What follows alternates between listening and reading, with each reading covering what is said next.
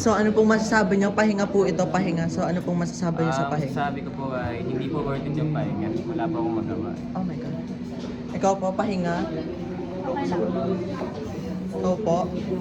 Oh my God. Dito Deborah na yun. Ano masabi? Ano pong masabi niyo sa pahinga? Wala. Parang galit, ah. Pahinga. Taray. Ano masabi? Tago. Wala. Ano pong masabi niyo pahinga? Pahinga, rest. Break time to eh. Okay, game na. Tama na. Okay, this time naman, kayo na ang mauuna ha. Kayo naman ang mauuna.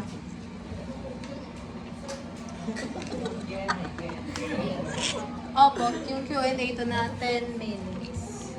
Okay? Sige po. In 3, 2, 1, go!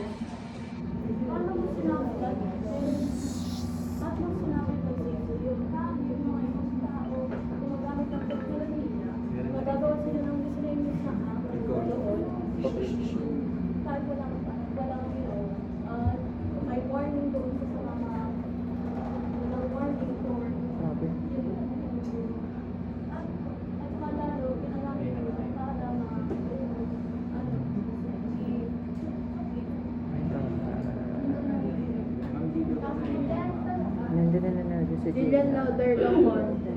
Paano mo sinabi that may safety sila kahit may miscellaneous act doon sa mga internet? That may dark web yun.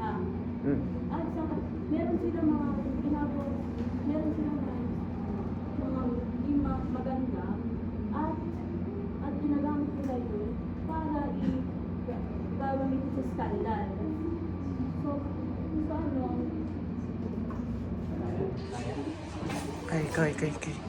Wala bang mag-aano kay Jillian? Tatanggol? Go na, pre. Go na. Yung patungkol po sa sinabi ni Jillian ng mga illegal websites na pwede mapuntahan ng mga kabataan kung sino man. Bakit ka naman po pupunta sa mga illegal websites kung alam mo naman hindi yun pwede puntahan? Yeah. Parang sa totoong buhay lang yan. Kung alam mong delikado sa daan, bakit ka dadaan dito? Di ba? Kung alam mo na delikado na sulatan ng isang tao na to, bakit mo siya susulatan? Di ba? So, bakit ka magsa-search ng kung alam mo naman ay hindi maganda, eh search mo pa rin. Di ba? Bakit ka tutuloy doon? Ilam. Ba't tutuloy? Kasi kaya tumutuloy yan sa kabataan estudyante. Dahil sa impluensya na dinatulog din ng internet, di ba? Hindi naman siya pupunta doon kung hindi niya alam, may ganun pala. Kung walang impluensya, walang tutuloy sa ganung paraan. Yan. Hindi kasi problema yung teknolohiya. Yung problema is disiplina ng tao. Pag ikaw ba nakagat ka ng aso, sisiyo mo yung aso, di ba yung amo? Okay. That's deep. Mas kaunti ang distraction, walang notification, game, social media. Dahil dito, mas malalim ang pagkakaintindi sa ginagamit natin. At ang pagbasa sa traditional na apat, ito ay magsimula sa science. Pwede rin natin ito i-parent sa kaibigan, sa class, o kapasili na walang technical requirement. Pwede rin ipamana or kolektahin. Okay, so sabi nga ni Gerald kanina na pwede na i-turn on yung PMD. Pero paano pag merong urgent message, di ba? Mag-curious ka din. And madilis ka agad kapag kaya. Alam mo, nasa tao. Nasa tao kasi yung may mali. Kung kasalanan mo kung mag-distract ka. Kasi ikaw yung nagpapadistract, hindi naman yung sinasabi ko. Tsaka, yes, tama ka. Dun sa, kung paano nga may emergency, pwede mo siyang hindi i-DLP. Kasi nasa yung disiplina, hindi na sa internet or hindi na sa technology yung sinasabi ko. At isa ba po? Okay na. At isa ba po? Kung sa teknolohiya, sinasabi niyo nga, na madidistract o baka hindi masagot ng pag-DLD. Bakit? Kapag nag-aaral ka ba sa tradisyonal na pamamaraan, hindi ka ba madidistract? Katulad na sinabi mo kanina, paano pa tayo maulit dito? Tulad ng sinabi mo kanina, kung sa traditional ay nadidistract ka na sa pag-aaral, paano pa sa digital, di ba? Totoo. Kung nadidistract ka sa digital, bakit mo sinisisi ang teknolohiya o ang digital na pag-aaral? Kung pati sa mismong pag-aaral na pinagmamalaki ninyo ay nadidistract kayo, di ba? At saka, mas maraming paraan ng pag-aaral sa digital. Pwede kang manood ng video, pwede kang makinig sa mga audio, pwede kang magbasa ng mga module, pwede ka rin gumamit ng mga interactable na apps para mas mabilis kang matuto. Hindi ka tulad sa traditional, pwede ka na magbasa, pwede kang makinig sa iyong guro. Yun lang ba?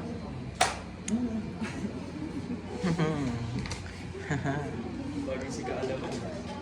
Oops. Oops. Masyado kasi yun nagpo-focus sa academic at saka sa mga batang gumagamit ng teknolohiya. Ilan naman bang bata yung teknolohiya na dapat dito sa maraming aspeto. Sa trabaho, katulad ng call center, pang international. Mas napapadali ito, hindi na kailangan na i-email mo pa yung mga kailangan mo sabihin sa kanila.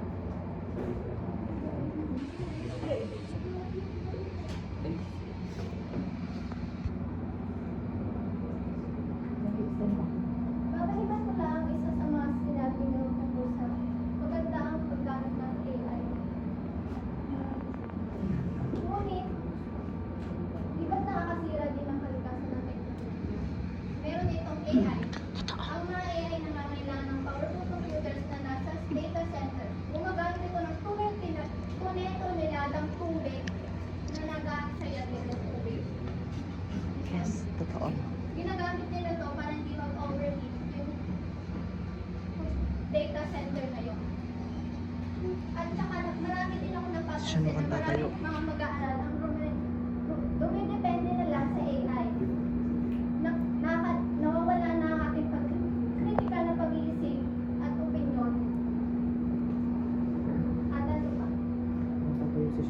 Bukod sa epekto sa kalikasan, ang labis na pagtitiwala sa AI ay maaaring magpahina sa kritikal na pag-iisip at kakayahan sa pananaliksik ng mga mag-aaral.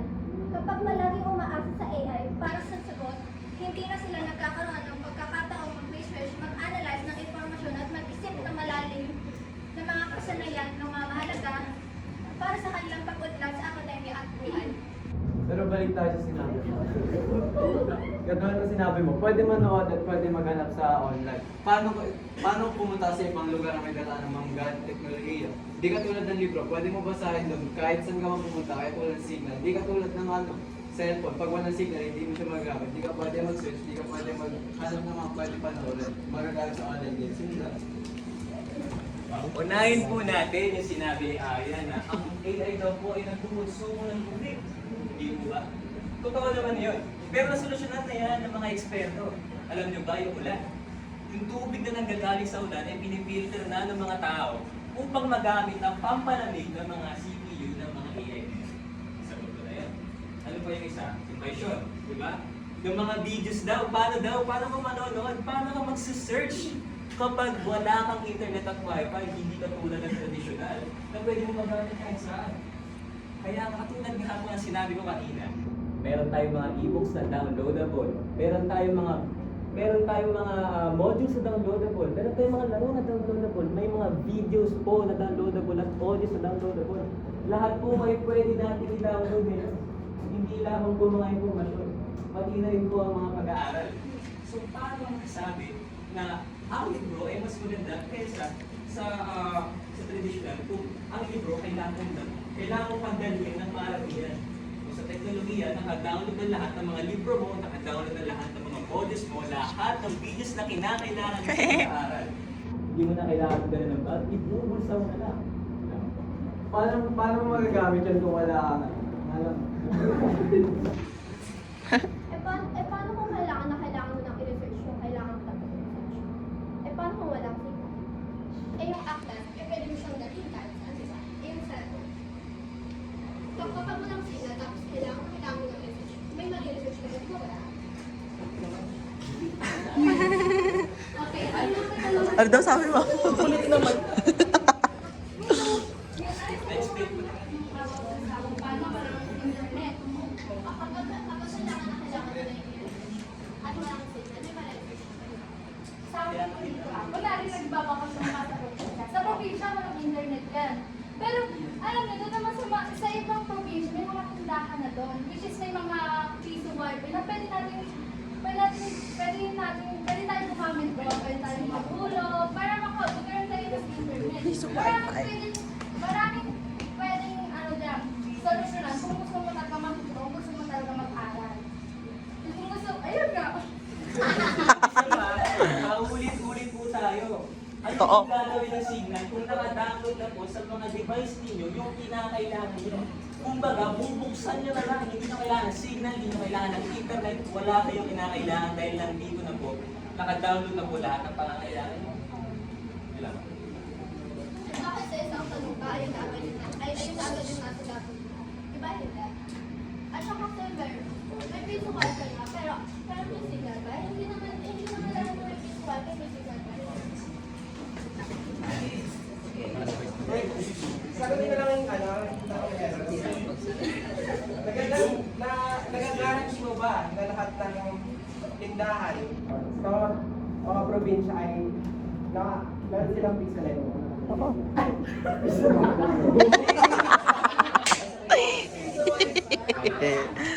Sa tingin niyo ba, magtatayo sila ng piso wifi kung wala man lang silang makukuhang internet or mga signal sa lugar nila? Kaya kasi nagtayo ng piso wifi kasi nga sila ang meron mga connection sa internet. Eh, hindi naman palagi merong signal sa piso wifi. Eh, paano nga kung walang signal ang piso wifi? Eh, hindi naman araw-araw sa probinsya or sa ibang lugar na merong signal yung piso wifi. Hindi naman lahat ng tao mapeta para mag-piso wifi pa. Mas Piso na lang yun. Pag-usap ng isang bata sa personal kapag sobra sa programa ng teknolohiya. At sa teknolohiya na po ang isang problema tulad ng cyberbullying. Paano mapag-focus sa pag-aaral mo kung may mga tao hindi na like sa'yo? Di ba mas may magulang butak mo? Unahin po natin yung sinabi ni Annabelle, no? Na paano daw kapag wala rin yung impormasyon na yun sa dinalo mo ng libro. Eh paano mo wala rin yung impormasyon sa dala-dala ng libro? Makakapag-search ka ba doon? Siyempre, dadalhin mo lahat ng pangangailangan mo. Di ba? Eh kung dadalhin mo lahat ng kailangan mo libro, hindi nahirapan ka pa. Pwede namang ibulsa mo na lang. Isa pa, yung kay Sir naman. Di ba? Yung sabi mo na yung cyberbullying, yung paano kung yung piso wifi ay walang signal. Ano po nga kailangan yung signal? Naka-download na nga.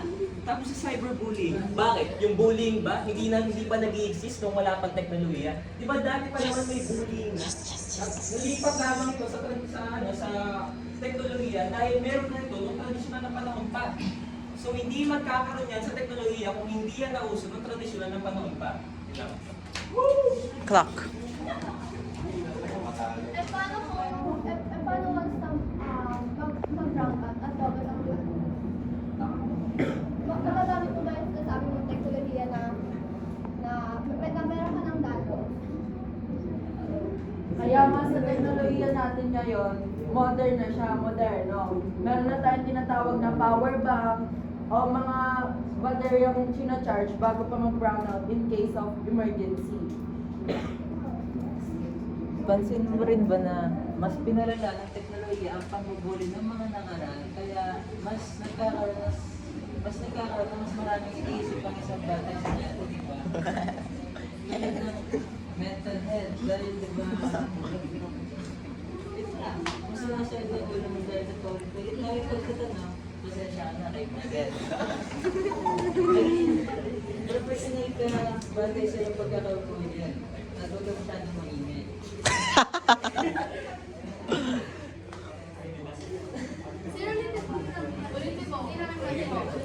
Mas napapanaglan ng teknolohiya kung tuloy ng mga aral at ba't dinadala ito sa internet at pamibulin, di ba?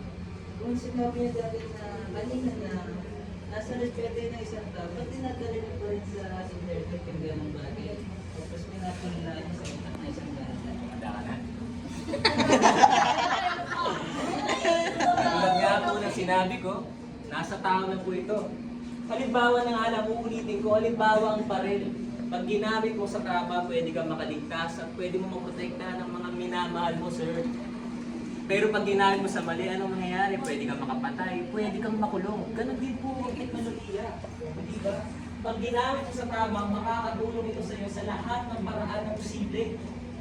Pero pag ginamit mo sa mali, makakasama ito para sa iyong pagkatuto at pag-aaral.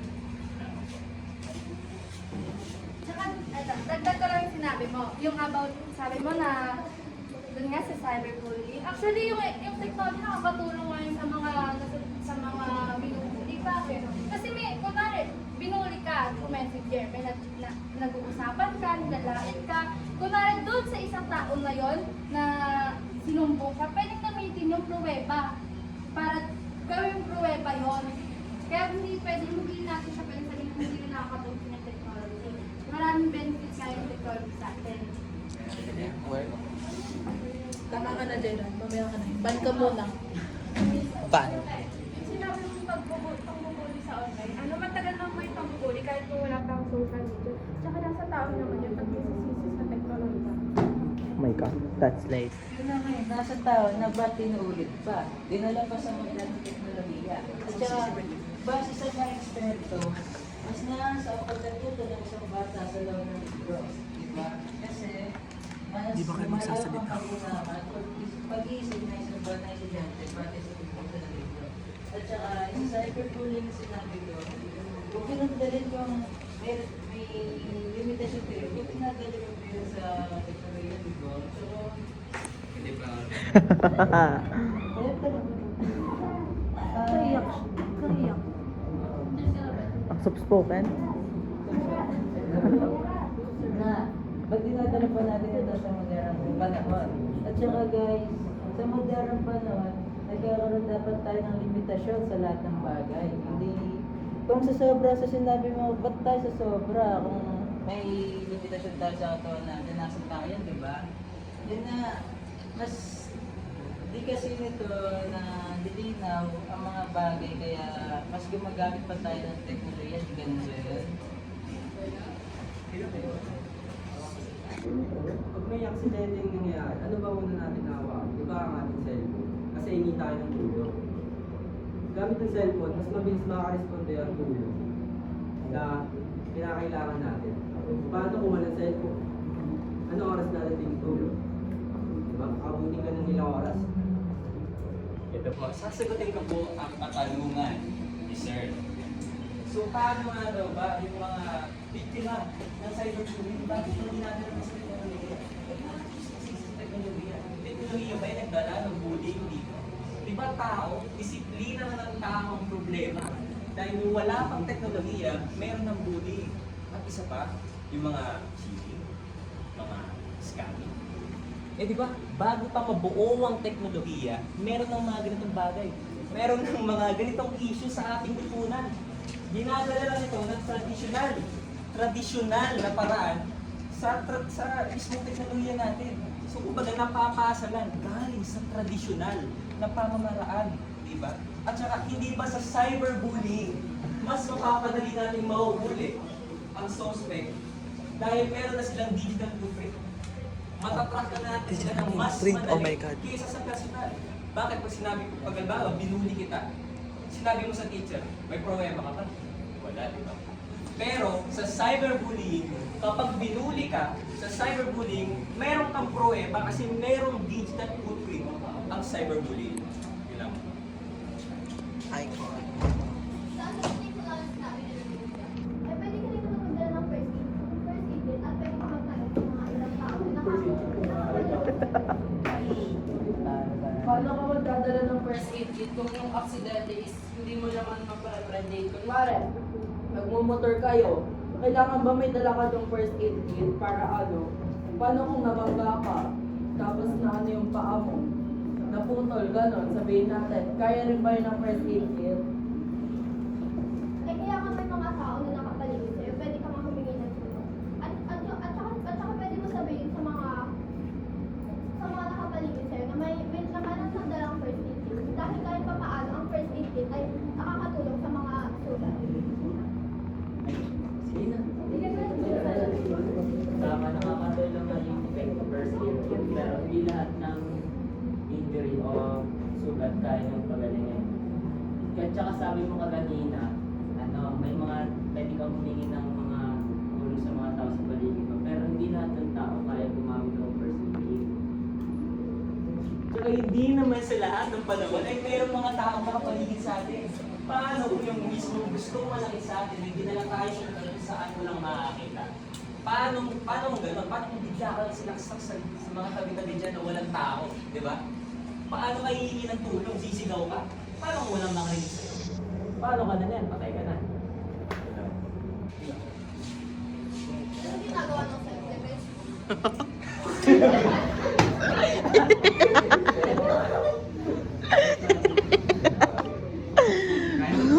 Parang di maraming self-defense ng isang tao. Paano siya? Kaya nga mas, alam mo, sobrang dami benefits ng technology, sobrang dami benefits ng cellphone. Ngayon pa nakikita natin, gumagamit siya ng cellphone, gumagamit siya ng technology. Ngayon nakikita natin kung ano yung benefits yung sinasabi natin. Tsaka, so, yung sa paggagamit ng self-defense, paano nga kung bigla kang sinaksak? Mahal ba yung self-defense mo? Paano mo siya, pag sinaksak ka, sabihin mo, gagamitin mo na agad yung self-defense mo kung nasaksak ka na agad. Paano naman sa teknolohiya? Sasaksakin ka agad. Wait lang, tawag lang, sasaksakin ka agad. Pag mo muna sasaksakin, tatawagan ka ng aking asawa. Ganun ba yun? Glenn, hindi po katulad sa tradisyonal na pamamaraan ninyo. Bakit? Kapag pinagtulungan ka ba, may kwenta yung self-defense mo? Paano kapag tapos na ang pagtutulungan sa iba, nasaksakan na ng baril ka ng lahat-lahat, pero buhay ka pa? Pwede ka pang tumawag, di ba? Pwede ka pang tumawag ng tulong. Bakit ka naman tatawag ng tulong kung binububog ka pa? Paano ka tatawag niyan? Parang sinasabi na luluto ka habang naliligo ka. Isa pa. That makes isa sense. dito, anong gagawin ng first aid kit kung yung mismong injury mo ay sa kamay na? Paano ka gagamit niyan? Wala kang kamay. Naputol yung kamay mo. Paano ka gagamit ng first aid kit? At saka lahat ba magagamit ng first aid kit? Paano kung nabaril ka sa puso? Paano kung nabaril ka sa tagiliran? Paano kung nabaril ka sa leeg? Magagamitan mo ba ng first aid kit yan? Naputol yung paa mo, magagamitan mo ba ng first aid kit yan? Paano ka rin makakatawag sa tutulong sa'yo kung putol na rin yan, kung may mat pa mo? Paano kang patay ka na? Paano ka rin hihingi ng tulong sa pamagitan ng teknolohiya? Gamit ang kalyo mo? That made no sense.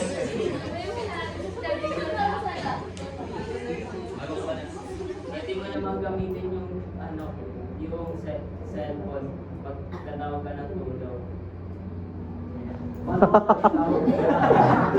Tawag mo lang ang kamay pag nabalik ka na.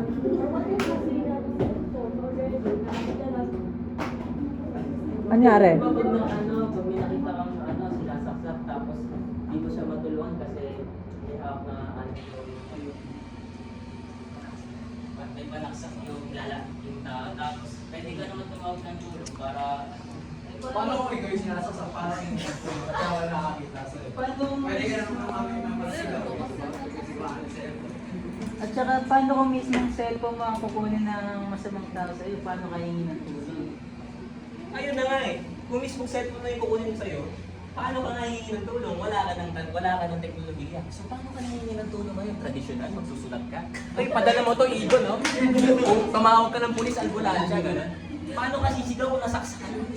Diba? Ganun ka-importante ang teknolohiya. Kung wala kayong teknolohiya, hindi kayo makakahingi ng tulong sa mga ganyan sitwasyon. Diba? Burned. Pwede sila magtulong doon dahil walang cellphone. Ba't tayo gagamit ng traditional? Ang ginawa ni Jill? Mag-ayos kang pag-iisip. Pwede naman tayo gumamit ng practical at magtawag na lang ng mga tao na sa paligid natin. Kung walang tao sa paligid natin, pwede naman tayo mag-inap, di ba? Yun naman kasi. Pwede naman tayo mag-inap ng tao sa paligid natin. Di ba nga pinupunta natin na Super overdue na. Overdue na kayo ng 15 minutes. Masyado na kayong malayo. Naliligaw ang mga taong bayan. disgrasya. Nasabi ito. Wala ka sa teknolohiya ba? Saksak ba? Saksak medical field pa tayo. Sabihin, nakasyon. Kung nangyayari sa inyo, Pinush nila yung saksak mo, pinush. saksakan kayo. Sino nag-open ng sarsa? Wala naman sa So, yung tama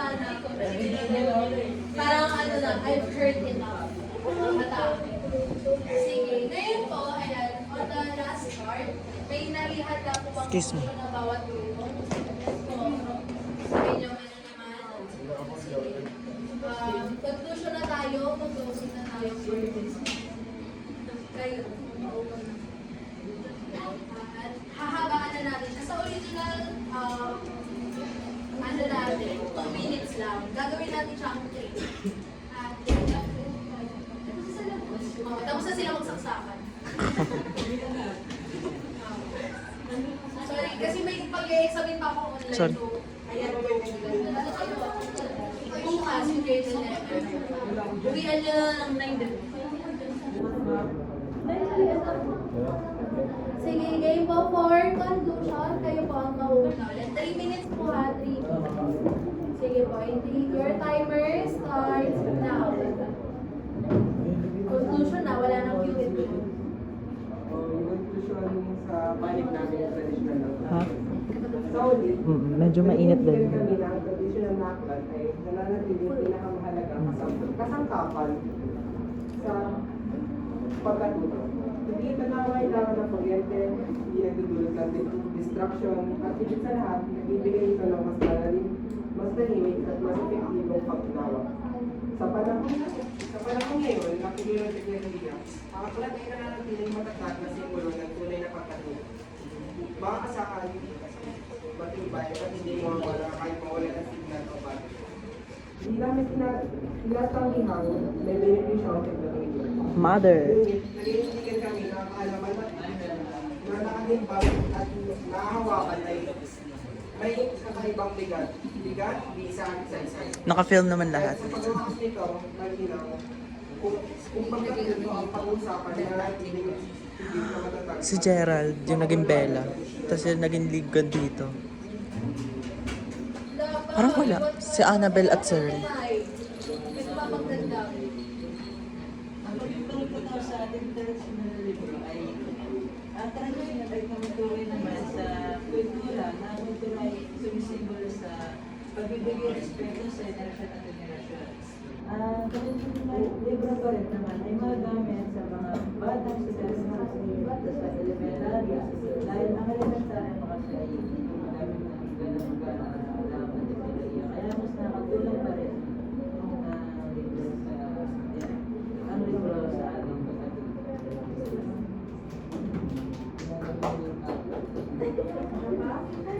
May 1 minute pa.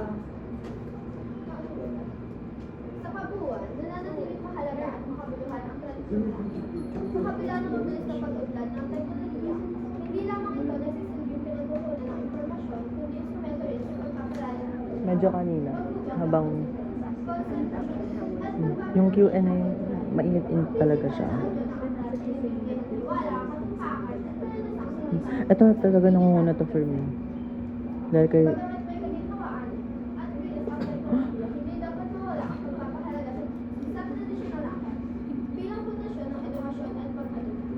Dahil dito, makikita na ang pinakamahusay na paraan Oo, ay ako ang din. patuloy na paggamit at pagprotekta sa tradisyonal Full to aklat actually. bilang mahalagang bahagi ng ating Yung full pag-aaral at performance nila na film. So, it's like almost an hour. Almost an hour? 10 seconds na lang din. 3, 1, 2. At para po sa aming panig, naiintindigan po kami na ang modernong teknolohiya ay dapat na ating kinakasinan at dapat natin ginagamit sa full potential nito. Dahil ito ay hindi lamang nakakatulong sa ating pag-aaral, kundi pati na rin sa ating araw-araw na pamumuhay katulad ng pagbiyahe, katulad ng pagtututo, at tulad ng ating pagtuturo. Kaya para po sa aming grupo o aming pangkat, sang-ayon po kami na ang teknolohiya ay mas maganda kaysa sa tradisyonal na pag-aaral. Sa panahon, yes, sa namin, naninindigan kami na sa panahon natin yan is mas kailangan na rin natin talaga ng teknolohiya. Kasi, na to diverse na to. Tapos, yeah. Layunin namin bigyan pahalaga yung teknolohiya. Kaya na ito, pwede natin gamitin to sa pinakatamang bagay.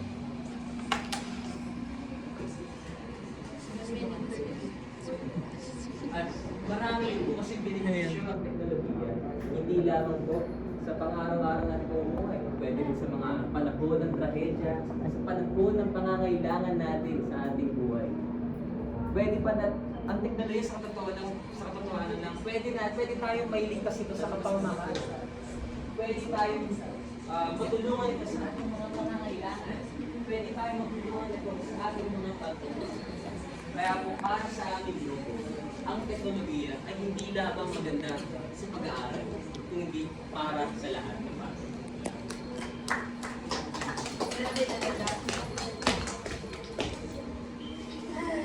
Around sa yung winner. Oh my God! I missed it! We missed it! Ang ilang yun, parang kami nasa King Urban. Marathon at home. Hindi ko alam kung... Patayang kanina. I binge watch.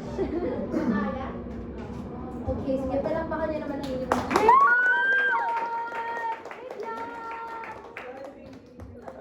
Yung sa inyong dalawa, kung ano mag-uusap. Kung saan saan napunta yung topic? Hindi ko alam kung saan na... Wala pa. Yung saksakan. Sino kaya ang mananalo? Sa ating aklat, napunta sa emergency.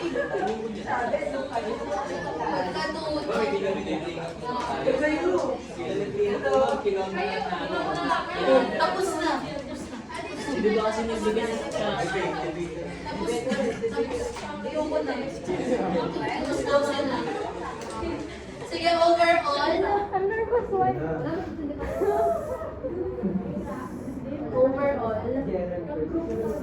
Sir, hindi ba ito? I've binge watch. Nakita ko naman sa ibang pinaghandaan at naghanap ng sapat na impormasyon para sa debate na ito. Yan, meron lang ibang pati na kinulang at sinobra. Kumbaga, parang imbis na sa pag-aaral lang tayo, medyo naligis tayo ng landas. Katulad ng nakaraang debate, di ba? Edukasyon na napunta sa korupsyon. Ngayon naman, edukasyon na napunta sa ospital. Oo. Alam kung bakit sa ganun. Panoorin nyo na lang. Ma'am, enlighten us. Wala kayong maging clueless. Let's just binge watch. Pero ibig sabihin na naging applicable yung pinaka-topic sa iba pang aspeto. Yeah. Pero kahit ganun pa man, maganda yun. Pero ayun na, nalayo tayo sa tunay natin paksa. I'm sorry. Kasi naglaban yung group natin sa pag-group. Parang bet ko Wala yun. yung magkukulat sa sarili mo. Sila talaga nagkakailang... Tapos na. Parang May finals ba to? to? May finals ba to, ma'am? Kami naman laban kila din. Wait, nakapos na rin yan. Wait, Ay, di ba ba? Akala ko itong slide namin. No, they're saying. Some of them are for this side, some of them are here. So Okay, we're not. actually, ayan, sa points naman, hindi naman siya sobrang layo. Kasi nakita ko naman na may paghahanda. Pero yun nga, dahil na-list tayo ng kaunti, magkaroon ng kaunting kabawasan. Okay? Sige, may isang grupo, ano ba to? I'm nervous. Yan, group 1. Mom, who's group 1, Mom? Wait lang, Bella, let me brief. Oh, sorry, Mom. So, sila Ayesha, Annabelle, Julian, Arian, Sean, Justin at saka si Sir. Ayan, bumaba tayo sa kalinawan ng boses sa paraan ng paghahatid or delivery.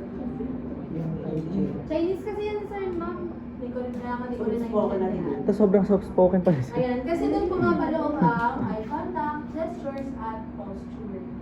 Okay, kasi doon lalabas din ang kung paano kayo naghanda at kung paano kayo intindihan ng kabilang panig. At pinag-aralan niyo yan sa oral ko. Kaya doon lang siya medyo bumaba. Pero the rest, yan, medyo mataas naman. So, group 1 got 88. Great job! Mataas yun, mataas yun. Sa kabila naman,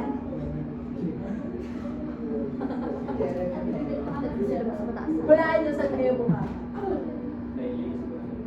Bukod doon. Parehas kayo. Sino ba Nalis ng landas. Isa din yun sa delivery kasi hindi naging uniform lakas kumbaga. Isa pa sa gamit ng wika. Bakit? So much spoken English ba? Masyado kang Masyadong- maging personal at Oo. nainis ka. Medyo nainis si Gerald. fair. Kanino? Sino nainis? Gerald. Pero ayun naman, overall Ano din lang? ay mataas siya dahil nakita ko ang paghahanda. Kasi kanina ko pa Paulit-ulit daw kasi. naribat yung, meron yan eh. Okay, na-research na nila. So, ibig sabihin, handa rin sila. Tapos, kapag may sinasabi din sila, Hulat yan. meron din kayong naihanda. So, nakita ko na may readiness. Pero, gayon pa man, ayan, ang grupo, group 3, ayan na, sila Gerald, Ingrid, Ika, Pao, Mar, Mary, Rose, at saka si Adrian. You got